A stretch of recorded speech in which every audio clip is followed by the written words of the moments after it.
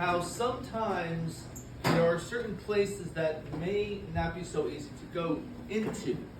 So this week's Parsha is Acharei, which, believe it or not, if you listen to the Torah reading on Yom Kippur, this is the actual Torah reading that takes place. And one of the things that it discusses is a special room in the Beit HaMikdash. In the Beit HaMikdash, there was a room called the Kodesh HaKadoshim, called the Holy of Holies. It was such a special room, it was such a holy room, that only one person, the Kohen Gadol, was allowed to go in that room. Only one day a year, only on Yom Kippur. The holiest room in the world could be entered in by the holiest person on the holiest day. No one else was allowed to. And it got me to start thinking about some other places which may have been difficult to go into. We know that Moshe, one of his life dreams, Moshe Rabbeinu, was to be able to go into the land of Israel. And it got me to remember a story which I'd like to share with you. There was once this man who used to travel from town to town, and he ended up going to a place in Colorado. He was in Denver, and even though he lived in Israel, he would travel all around the states. And it turned that it was a Friday, and he realized that Shabbat was coming, and he was invited to someone's house in Denver, Colorado. A beautiful, wonderful, lovely family that never went to Israel before. And he went all around the country and saw so many different customs, so many different traditions, but this one was something he never saw before, and maybe you have never either. He was sitting at the Friday night Shabbat table, and of course, just like the beautiful Shabbat songs that we just sang, they also sang Shalom Aleichem, and also the man went and gave a bracha to his children. But before Kiddush, he took a bottle of wine, and all of his children were sitting at the table, and when he started opening up the wine, everyone stood up. You don't have to do that, but this is what happened. They all stood up, and they came around the Father, and they all came very, very, very close. This man was sitting there wondering what was going on, and he finally opened up the bottle, and all of a sudden everyone got even closer and closer, apparently to look or something. I'm not sure what it was. This guy didn't know.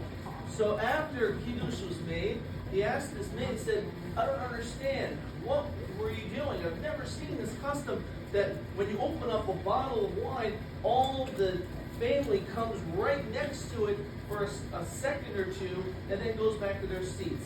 He said, I want to tell you something. I know that you've been in Israel many, many times. I know you live there. However, we have never been in Israel, but I want to let you know that Israel is in my heart and in the heart of my entire family. And because of that, we want to be able to experience some type of feeling of what it is like to be in Israel. I want to show you something interesting on this bottle. It has 3 words on this bottle. And those 3 words are made in Israel. Now, I'm not sure if you're aware of this. You sometimes see this, but you open up a bag of potato chips and they're like half empty. So also, when it comes to these types of bottles, at the very, very top, it's not filled to the very, very top. There's a little bit of space of air in between where the wine starts and where the cork is. So I want my children and myself at least once a week to be able to breathe for a split second the air that has been bottled up, this holy special air which is from Israel. So if we can't actually get to Israel because it's too difficult for our families, at least I want them to be able to, for one moment, to be able to breathe in that air. And this man said to himself, you know what? I go to Israel all the time, and I don't even think about it. I don't always realize it. And sometimes, by the way, in life, that's what happens. Sometimes when we have things, we don't always think about how lucky and fortunate we are. And all the things that we have are so special. And he realized how lucky I must be that I get to go to Israel. So Ms. Stern mentioned that today there's a special celebration for the 12th graders. And one of the things that we're celebrating is that they're actually going to be going on a field trip pretty soon. Does anyone know what field trip they're going to? Israel? That's a good guess. That's exactly right.